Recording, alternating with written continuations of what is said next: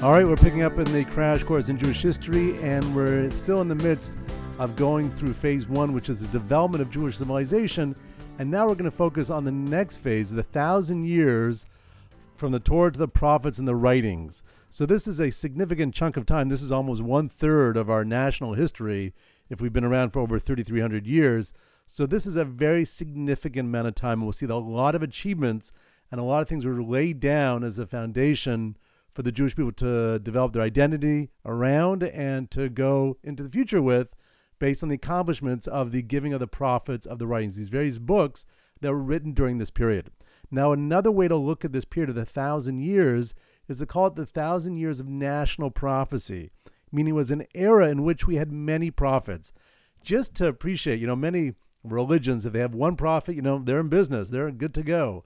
The Jewish people during this 1,000-year period, tradition says, had over 1 million prophets. Over 1 million prophets. In fact, there were schools where people could go to, if they were of the sort of the caliber that they could become a prophet. They could be schooled in how to achieve prophecy. Now, prophecy is this ability for one to communicate with God and to have God communicate with them in a special way. And just to understand that it really makes sense that if you look at the world as a place that God created to establish a relationship with, and his goal was for humanity to have an ongoing dynamic relationship with their creator, the highest point of that relationship, the highest ability would be for one to actually communicate and to engage in a dialogue with the Almighty. And there were three types of prophecy in general. There was one goal of prophecy was to deepen the prophet's wisdom and relationship with God. It was for the prophet's own edification. He'd reached such a high level, it was time to get to the next level. The second type of prophecy was to provide personal or national guidance.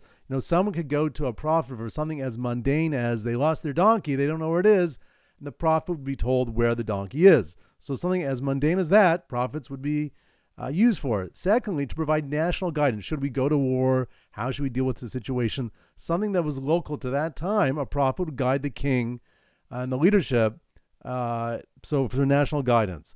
The third type of prophecy was to deliver messages that were relevant for all generations. Things about the Jewish people or about other nations, things that would happen in the future, things we had to be aware of in terms of our character or moral faults that we had to correct, things that would actually occur in the very end of days, which is a fascinating area of prophecy that would tell us events that would occur right before the Messiah occurs. That was also messages that were given not just for one generation, but for all the generations in the future. So those are the three goals of prophecy, and there are a number of commandments in the Torah to tell us how to conduct ourselves with the prophet. First of all, how do you test a prophet to make sure that they are in fact communicating with God and not just making things up on their own? Then we have to learn about how to deal with false prophets, and we have to learn how to test a prophet but not to go overboard. There's a certain point that you have to trust that what he's saying is in fact coming directly from the Almighty. So we have different mitzvahs dealing with the institution of prophecy. So now let's get organized in terms of the 1,000-year period. Let's break it down so it's clear what this era covered in terms of events and stages within the Jewish people's development. So here are the 1,000 years. We have 40 years in the desert that we went through in the crash course in Torah. Then we have 850 years that we're in the land of Israel for. That's a tremendous chunk of time. I always like to point out that the Roman Empire was around for just about 5 centuries, and here we are in the first time in the land of Israel for 850 years. Now, 440 of those years was before we had a temple of Jerusalem.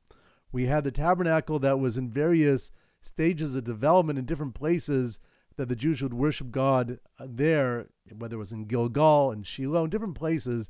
But for 440 years, we did not have a temple of Jerusalem, a permanent place for God to dwell. Then we have the first temple for 410 years. That was built by King Solomon. It was built in the year 832, and it stood for 4 centuries. Now, we'll talk about the temples in another video more at length, but I wanted to make sure you get the breakdown clear in terms of appreciating what's covered during this 1,000 years. Unfortunately, at the end of the temple period, or throughout the temple period, the Jewish people are backsliding morally. We're getting caught up with idolatry. We're warned again and again by the prophets to come back to God and fulfill our end of the deal with the Torah and the commandments.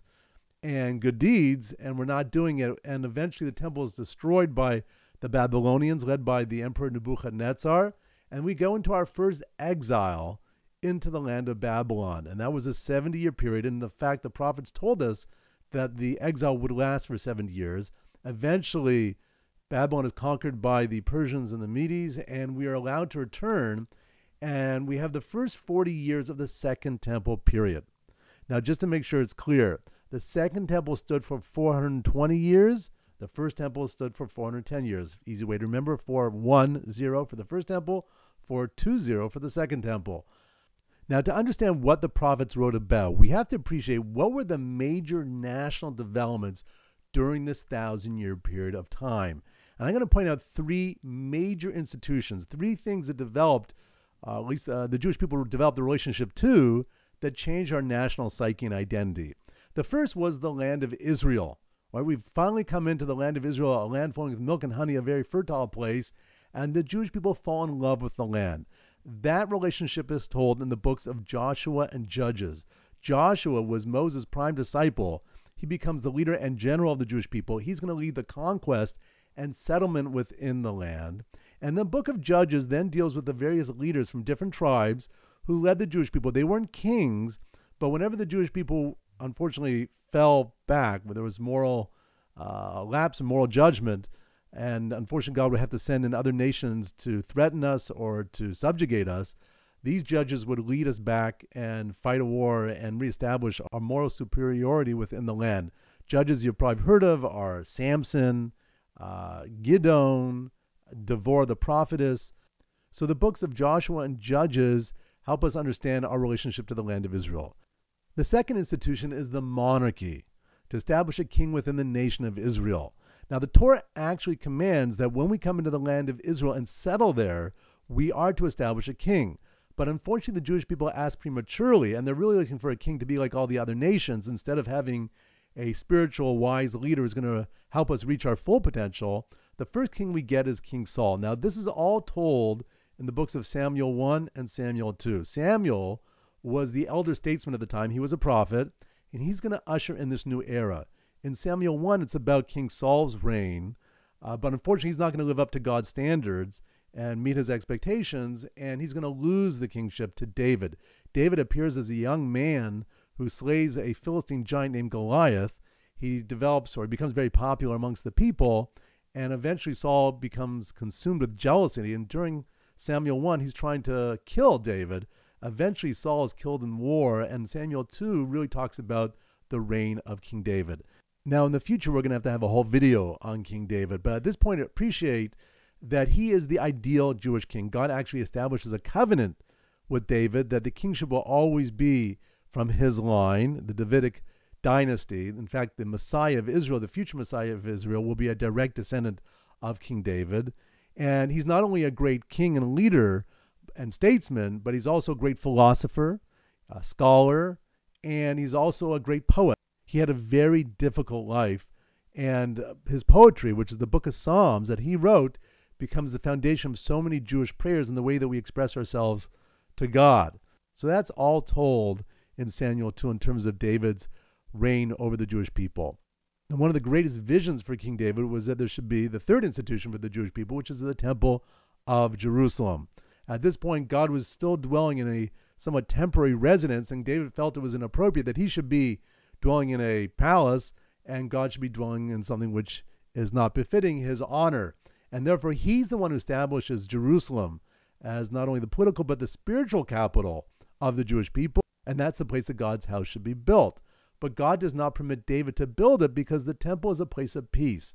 And David, being a warrior, had too much blood on his hands. And therefore, it's going to be his son Solomon, King Solomon, who's going to build the temple. And Solomon in Hebrew, Shlomo, that's the root of Shlomo, is shalom, peace. So King Solomon is the appropriate person to lead the actual construction. That's told in Kings 1 and Kings 2. Kings 1 is about the construction of the temple. And unfortunately, in Kings 2, we learn about all the events that led to the eventual destruction of the temple by the Babylonians.